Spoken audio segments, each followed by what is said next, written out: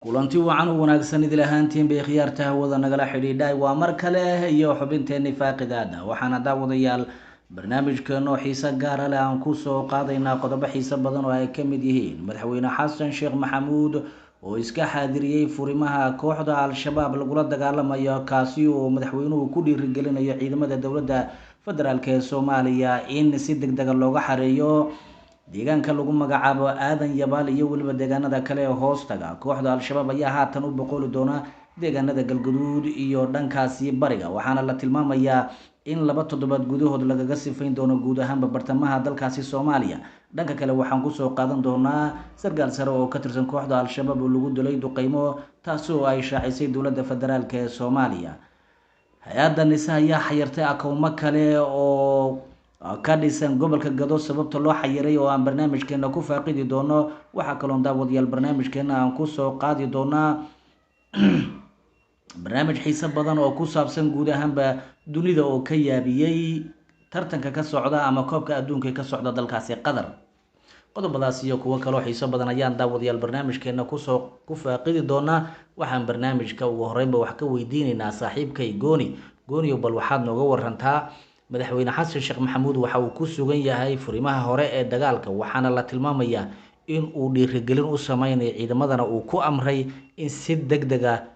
looga saaro kooxda al-shabaab deegaanada ay kaga sugan yihiin shabeellada dhexe iyo guud ahaanba goboladaasi saaxiibkay faragod waa mahadsan tahay waxaa ka tagtay qarxyo aada u waaweyn iyo dagaal culus oo ka dhacay deegaanka lagu magacaabo qaa'ib taasoo aan ayadana wararkeena kusoo qaadan doono ku faahfaahin doono haddii aan warka su-aashaada u gudbo madaxweynaha soomaaliya xasan maxamuud wuxuu ku sugan yahay deegaanka masaajid cali guduud wuxuuna shalay booqday nuur dugle haddana wuxuu ku sugan yahay masaajid cali guduud wuxuuna ciidamada soomaaliyeed iyo dowladda federaalk soomaaliya kala qaybgalayaa in dhiirigelinta oo u sameynayo si ururka al-shabaab looga saaro gobolka gado iyo meelaha kale ay ku sugan yihiin gobolada soomaaliya dhammaantood gobol kasta oo soomaaliya ka mid ah waa in laga xoreeyo ayuu yidhi ururka al-shabaab waxaana ugu horeeya gobolka shabeellaha dhexe iyo gobolka galgaduud iyo hiiraan gobolada kale soomaaliya waa loo soo jeesan doonaa gobolka gado iyo jubbooyinka iyo baay iyo boqol iyadana waa loo soo jeesan doonaa laakiin wuxuu dhahay gobolada hadda lagu sugan yahay waa in gobolada laga saara teeda kale wuxuu dhahay aadan yabaal waa in 2 isbuuc gudaheed gacanta lagu soo geliya si deg deg ah maadaama ururka al-shabaab ay tahay xarunta ugu weyn ee mar walba dowladda federaalk soomaaliya weerarka kaga soo qaadaan shalay iyo doraad iyo tii kore 3 maalmood dagaal wuxuu ka socday gobolka hiiraan deegaanka tardo iyo ceeldheero buraale halkaas shabaabka mar walba ay kusoo naqanayeen ururka al-shabaabna ay jab xoogan lagu gaarsiiyey waxaa u malaysaa axmedo in shabaabka mar walba ay isku dayayaan in dagaalka ay soo galayaan haddana ay doonayaanba inay ku dhammaadaano mar walba ay yimaadaanba 20 iyo 30 iyo 50 laga dilayo waxaa is leedahay markaba shabaabku ma quusteeno miyna iska dhammaadaan ay rabaan intii nolol cariiri ay ku jiri lahaayeen maadaama la leeyahay meesha ay ku sugan yihiin inaysan nolol fiican aysan ku haysan mar walbana waxaa leeyahay subax ka subax ayaa cambuulo la siiyaa wax nolol ay shabaabku meesha ku haystaan ma lahan mushaar lacagad ma lahan xawa markii dagaalka ay galayaan 10 la isugu xiraa marka shabaabku waxaa u malaysaa in jab xoogan inay dhalinyarada soomaaliyeed ee shabaabka ka tirsan inay dareemayaan taasna ay ka doorbidaan in dagaalka ay ku dhintaan xabadoo socoto inay isku dhigayaan u malaysaa mar walba ay weerarka soo qaadaan shabaabku in dagaal culus ay geli jiraan laakiin hadda baryahan waxaa u malaysaa in aada loo dhameynayo gooniyow waxay dadka soomaaliyeed ama dowladuba ay tilmaamaysaa in kooxda al-shabaab ay dhalinyarada ku marin habaabinayaan sidii ay dagaalada horey ugu geli lahaayeen kuwaasi oo ugu yaboohaya janno aan jirin marka arrintani sooma muuqato in dhalinyaradan la marin habaabiyey dowladdu dhanka kale ay u gacan haadiso oo loogu yeedho in ma garanaysa dowladdu ay xeryo geynayso oo dhaqan celin iyo dib habeyn loo sameyn doono haddii ay dowladda iyo ciidamada federaalka isu soo dhiibaan arrintaasi soo dowladda uguma baaqin dowladdu way ku baaqday qofkii kasoo laabtay ururka al-shabaab inuu isoo dhiiba in macnaha fikirkiisa in la qaabili doono wax dhibaatana loo geysan doonin dowladda federaalk soomaaliya ku dhawaaqday teeda kale waxay ku dhawaaqeen in qofkii dembigaas kasoo laabto uu la mid ahaan doono shacabka soomaaliyeed ama tababar qofkii rabo oo dowladda inuu kamid noqdo rabo in ciidannimo lagu furi jiro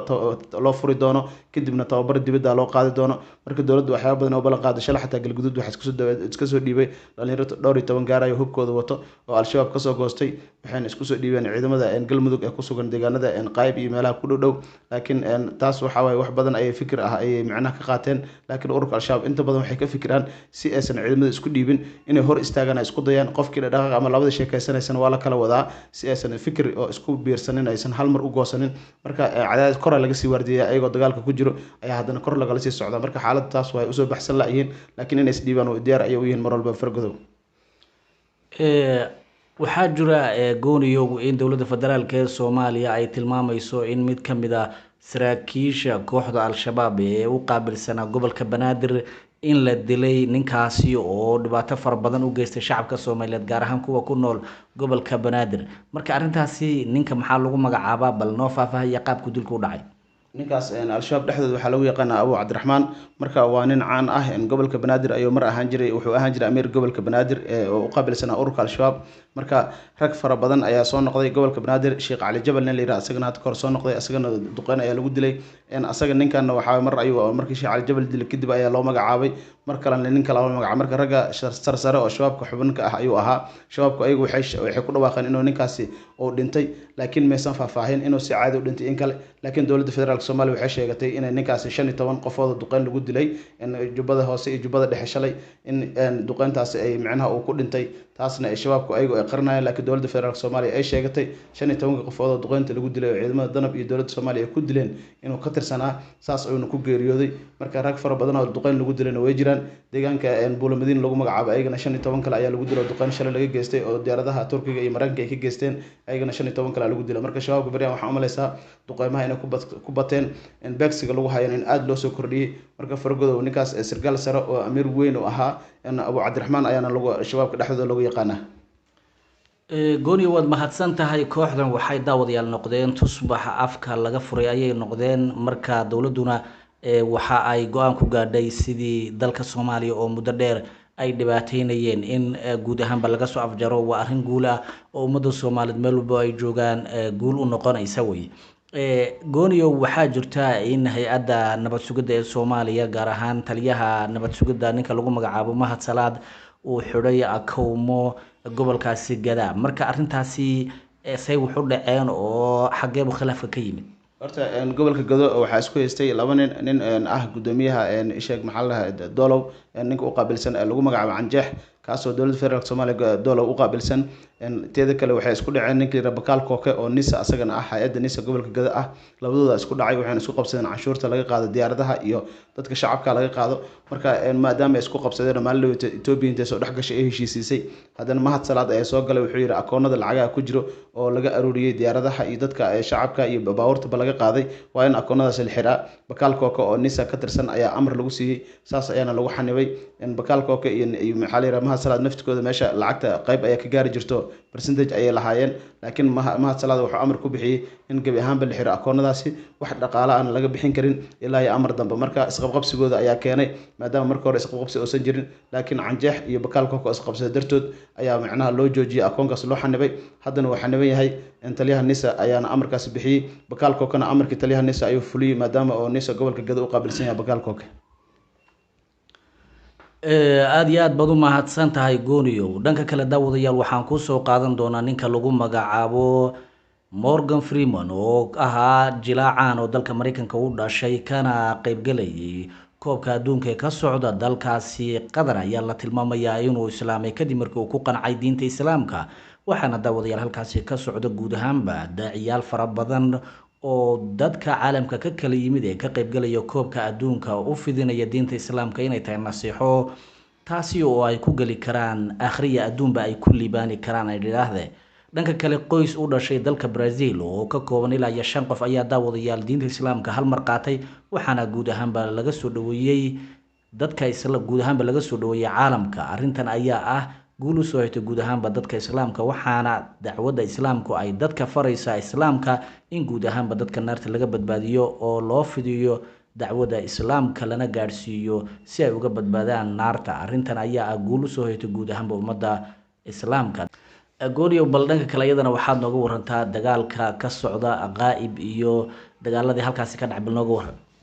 deegaanka Qaa'ib waxaa ka dhacay dagaal aad u culus iyo qaraxyo ku bilowday. baawur walxaa qarax laga soo bixiyay ayay ururka al-shabaab kusoo weerareen deegaanka Qaa'ib, halkaasoo qarax ay marka hore ku bilaabeen, kadibna magaalada ayay gudaha u galeen, waxaana dagaal toos ah la galeen ciidamada dowladda federaalk Soomaaliya halkaas ku sugan iyo dadka deegaanka. dagaalkii aad u kululaaday, ururka al-shabaab waxaa laga dilay ciidamo aad u fara badan, meedadkoodana magaalada ayuu dhex daadsan yahay. laakiin ciidamada dowladda federaalk Soomaaliya meedadka maysan fiirin, nimankii ayay daba galeen. waxaana la sheegayaa nimanka markay carareen iyagana ka daba carareen ilaa iyo waxay sii bursanayaan leeyahay meel fog oo duurka ah. marka in badan oo ka midna ururka al-shabaab way dhimatay. mar walbana Qaa'ib maalin dhaweeto sidaas oo kale way soo weerareen, qaraxyo ay ku sameeyeen. Qaa'ibna waxay u tahay meel muhiim ah oo mar walba isku dayaan inay qabsadaan si macnaha u carqaladeeyaan meel oo aada muhiim oo maxkamad u ahaan jirtay canshuur dadka uga qaadi jiray ayay ahayd qaayib haddana waa dagaalkoodiiba kusoo celceliyeen laakiin maanta mar labaad ayaa jab loo geystay dowladda federaalk somaliya way ka hadashay in ururka al-shabaab jebisay haddana ay sii daba taagan tahay ay sii baacsanayso dowladda federaalk soomaaliya iyo dadka shacabkana dhibaato ayaa soo gaartay laakiin boqolkiiba boqol inta soo gaartay rasmiya ma hayno shacabka lama wadaagi karno laakiin halkaas dhibaato aada u fara badan ayaa ka dhacday faragodow daawadayaal barnaamijkeena inta ayaan kusoo gabagabayneynaa oo aada u xiiso badan oo aan kusoo qaadanay dagaalada ka socda guud ahaanba koonfurta soomaaliya lagula dagaalamayo kooxda al-shabaab iyo weliba qodobo kale oo xiiso badan daawadayaal intaan dib dambe ugu kulmi doono midkan mid lamid ah waxaan idinkaga tegaynaa sidaa iyo nabadgelyo.